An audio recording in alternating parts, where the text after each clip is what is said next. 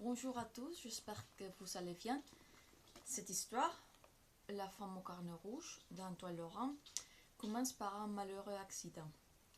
Une jeune femme, Laure, se fait voler son sac à main et pendant la lutte et avec le voleur, elle tombe et se cogne la tête. À cause de ce fait, elle tombera dans le coma. Par ailleurs, Laurent trouve ce sac à main, voilà le sac, dans une poubelle qui se trouve près de sa librairie. Dedans, il n'y a que des objets personnels. Pas de papiers d'identité, pas de portefeuille.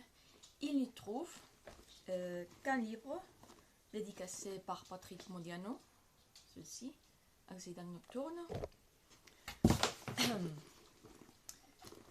et un carnet rouge avec les pensées de sa propriétaire.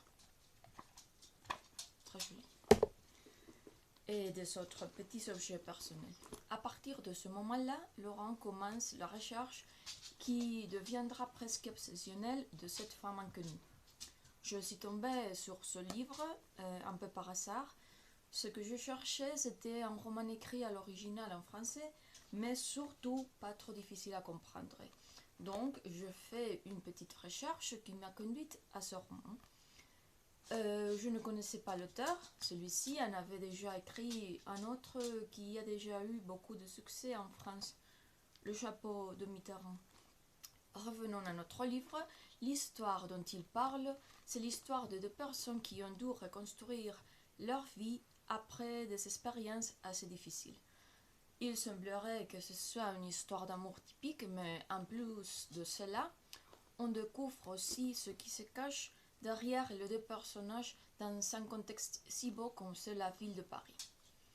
Je dois ajouter que je l'ai choisi parce qu'il contenait un autre élément pour lequel j'ai un faible, les librairies. À mon avis, un roman qui fait allusion à une librairie ne peut pas être mauvais. Par ailleurs, ce n'est pas un gros roman, un gros livre. Je sais pas, 200 pages, un peu plus. Et on peut le lire assez vite. Et de plus, le vocabulaire est assez abordable pour un niveau intermédiaire de français.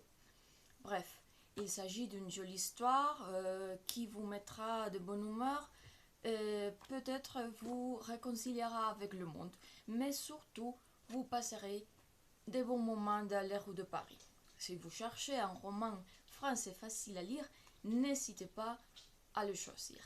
Au revoir.